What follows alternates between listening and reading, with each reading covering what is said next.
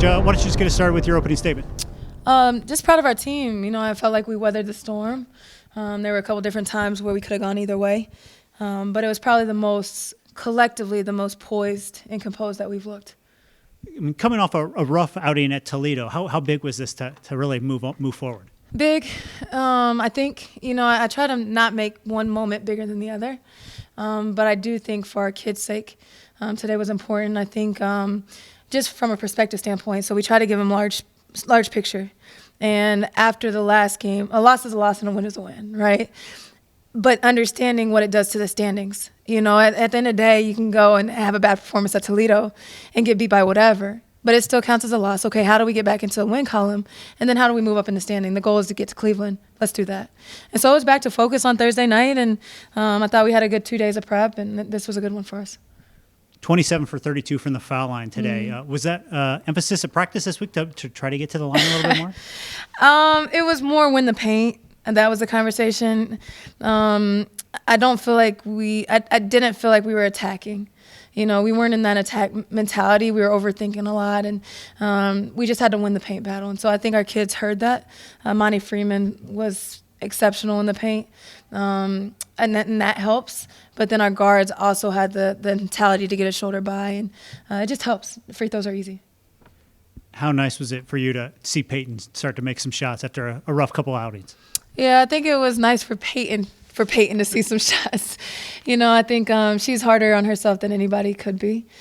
So she's been putting in the work. She always puts in the work. But a good player is a good player. You know, at some point the basket's going to open up for you. And I think more than anything, just her poise overall on both ends of the floor today really showed.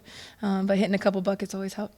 And Maddie seemed to be pressing early on. What would you have to tell her to get her to calm down? Because she ended up with a really solid game, but just struggled to start. Yeah, I liked it. I actually liked it. I think Maddie's become a passer, which makes her passive, and she can pass the ball. She's an exceptional facilitator. But we needed her to be that dog mentality, I'm going to go get one. And there's times that you saw it back today. The biggest thing is I didn't hate her shots. You could tell that she didn't know when her opportunities were arising. But the biggest thing for her was get on the O boards. And that's the thing that we've really challenged her. Rebounding has to get back to what it was. And last question, Philly, we talk about this every time you get a win. Like, what can this team do to maybe use this as a springboard to really get going? Yeah, I mean, I just think it's staying focused. It's just staying focused. Like we talked briefly on the court just about being intentional with our applying scout, being intentional with what is Miami doing.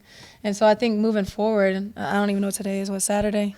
We take tomorrow off and then get back to work on Monday. It's how can Miami get better and really just stay locked in on that. Perfect. That's all we need. You got it. Thanks, Coach. You got it.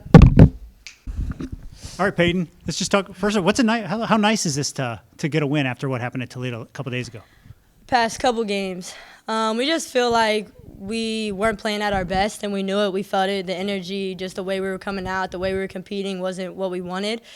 So we knew when we got back home after Toledo, we just wanted to lock in, get our focus back on the task and what we do and what our identity is, and just get back to unwavered. You guys were 27 to 32 from the foul line today. Just even to get that many attempts, was that a mindset coming into this game? Yeah, we wanted to stay in attack mode.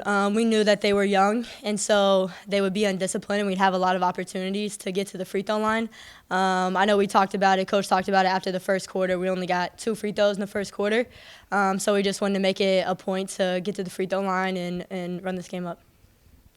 For you, you would say the same thing. I mean, you struggled shooting the last couple games. Mm-hmm. How nice was it to finally just have a pretty decent field goal percentage today? What was different? It felt good. I think just a lot of conversations, a lot of self-talk, a lot of reminding me of who I am and what I'm capable of. And even though we have a lot of threats on this team, that I still have to be aggressive and my mindset still has to be aggressive. And if they're going to play me in drop coverage, my money shot's a jump shot. So just taking what they gave me and just continuing to trust myself as well as the people around me, just instilling confidence in me. When you watch this game today, obviously this team's got enough talent to do some damage. Yeah. But why do you think this team hasn't been able to put a win streak together yet? Yeah, I think we talk about maturity a lot. We talk about emotional maturity. And I think that's just what we worked on all week on practice. So it's not our physical capabilities. It's how locked in we can be. A lot of stuff is scout. a lot of stuff is just getting emotional and focusing on the wrong things. But when we're collective, when we're getting to our huddles, when we have an urgency to get to each other, it makes for games like this, and we can weather storms, we can weather anybody. We just have to have our focus on each other rather than our uncontrollables.